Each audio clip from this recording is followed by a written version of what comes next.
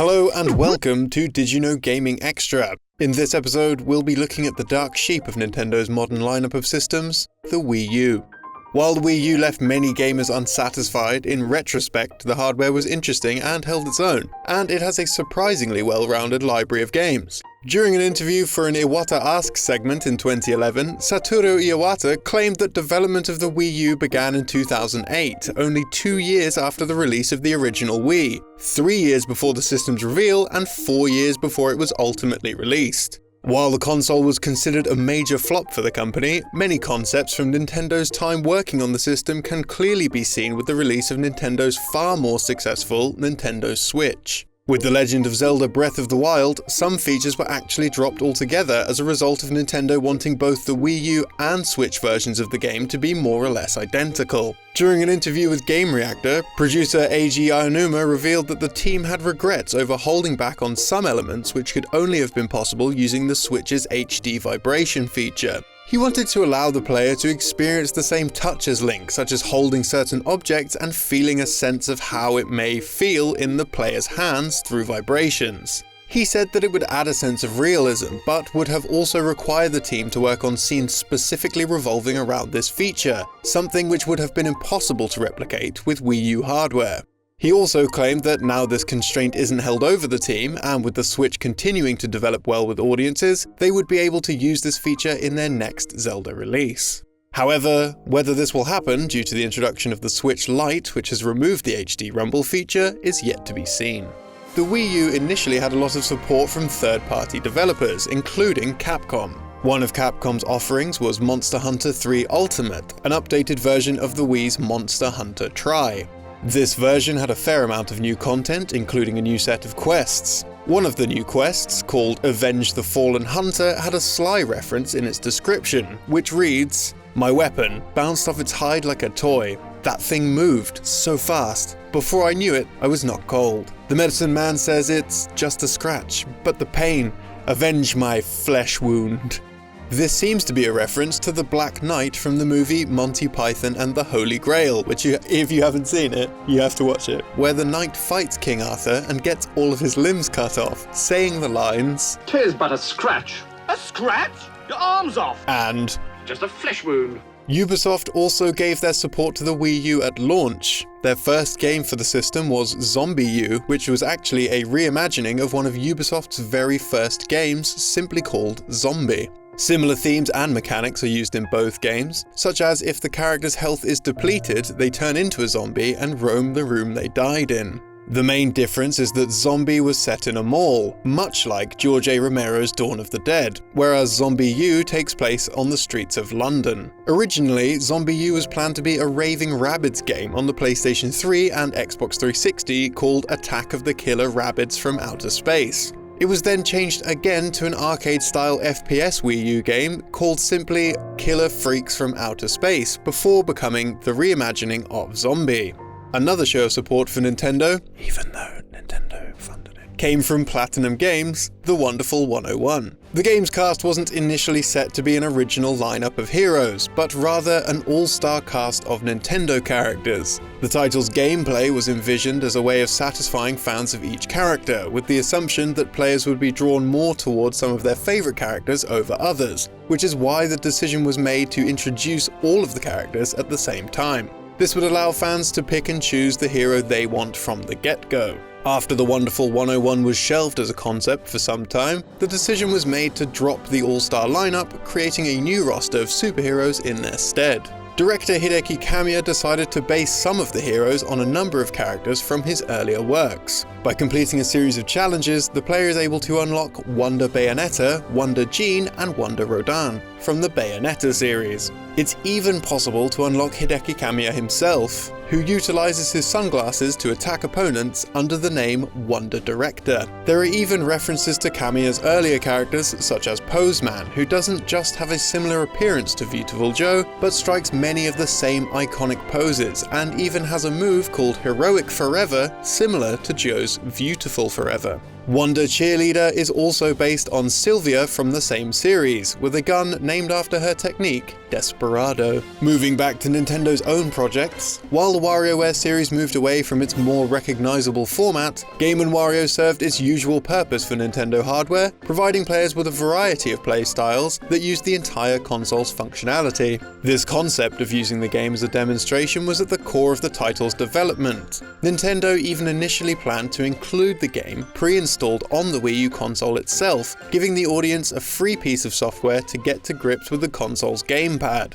With the game having been developed in-house by Nintendo, alongside another team working on Nintendo Land, it's unsurprising that some of the same code would be used across both games. The voice used by the Adventure King found in the Pirate Solo game, alongside several other minor characters, used a modified version of the voice of Monita from Nintendo Land. Hello there, brave one.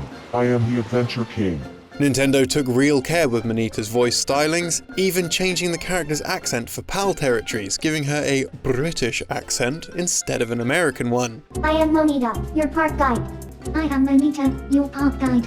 Nintendo Land actually hid one particular feature. While many of the mini-games found within the digital theme park are exclusively touted as solo attractions, this doesn't mean they actually have to be played solo. If a second player makes use of a Wii remote, they are able to assist during gameplay. In Balloon Trip Breeze, player 2 is able to push obstacles and balloons. Yoshi's Fruit Adventure can be played by multiple players, with each additional player able to remove one piece of fruit from a stage. In Octopus Dance, a second player can restore lost hearts as well as interact with the game's background. For Donkey Kong's Crash Course, time bubbles can be created which slow down any moving objects, including the first player, allowing for more precise movements. Ninjas can be held and prevented from moving or attacking in Takamaru's Ninja Castle, and up to 50 obstacles can be removed from the courses of Captain Falcon's Twister Race. As you might expect, some Wii U games had mistakes in them, including Nintendo's own titles. With Paper Mario Color Splash, the company made a major mistake before release. On September 22, 2016, customers who pre-ordered a digital version of the title were given the ability to preload the game ready for its intended release date on October 7th, granting them immediate access on its day of launch. However, Nintendo managed to accidentally grant all of the players access to the preloaded data immediately, meaning that those who preloaded the game actually just fully installed it instead. This mistake was quickly fixed, with the preload being removed from the store within hours of the mistake being discovered. Xenoblade Chronicles X is another exclusive game that many consider to be deserving of more recognition. The game was actually slightly altered during international localization, in particular, the level of customization which could be made to the playable character. In Japan, the player had the ability to adjust a female avatar's bust size, though when released outside of the country, this feature was removed. That wasn't all, with the character Lin Li also having a particular outfit, a rather revealing bikini, removed from the game, likely due to her age being 13. When asked about the situation by Kotaku, CEO of Monolith Soft and executive director of the title, Tetsuya Takahashi, had this to say. As a developer, I do feel like it would be ideal to be able to adjust content so that it's culturally acceptable, whether it's in the US or in the EU. For example, there was a discussion about the breast slider. Jokingly, I said, well, would it help if we had a crotch slider for the male? Obviously this was a joke, but they responded, obviously it's not going to work out. I do realise there's a cultural difference between what Japanese people think and what the rest of the world thinks. I think what's important is that we make sure that the end user who actually plays the game doesn't have a bad experience. If that change is going to help alleviate that, then I think we should definitely make it. And now it's time for this episode's random piece of trivia. Today we're going to be taking a quick look at Cold Fear and its origins. Cold Fear released in 2005 for the PlayStation 2 and Xbox, developed by Darkworks. While Cold Fear was ultimately published by Ubisoft, Darkworks had started development in collaboration with Namco. Work began in 2003 following the cancellation of Darkworks' other project, Los Mantis. On release, Cold Fear was a survival horror third-person shooter, but during its initial stages of development, it was intended to be a new take on the Time Crisis license, Namco's long-running and hugely popular arcade light gun series. After Namco had dropped the title for unknown reasons in 2004, Darkworks went to Ubisoft, forming a relationship that would see Ubisoft work with the developers not just for the release of Cold Fear, but to develop a Ghost Recon title, and ultimately publishing their final game, I Am Alive, before Darkworks went into liquidation in 2011, a year before I Am Alive was released. How much of Cold Fear came from reworking an earlier Time Crisis project is unknown, but it would be unlikely for Namco to have considered a horror genre for the series, nor the inclusion of parasitic monsters.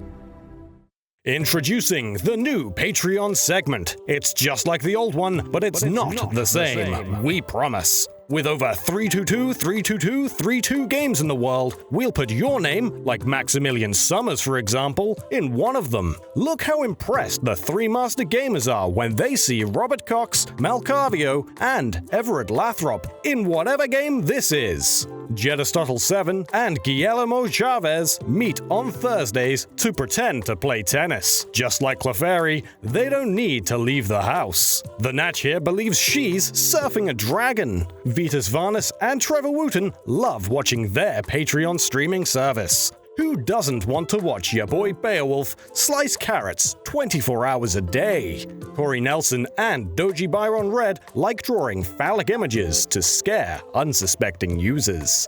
Never get an error 1355 again. Check out the Patreon today and join heroes like Chad Barnon. The link is in the description below. Oh, that's all for today. I hope you really enjoyed this video. I hope the patrons enjoyed this video too, just as much as we enjoy making them. It's towards the end of the week. How's everyone doing? You had a good day? You had a good week so far? I have. So there's that. All right, we call it a draw.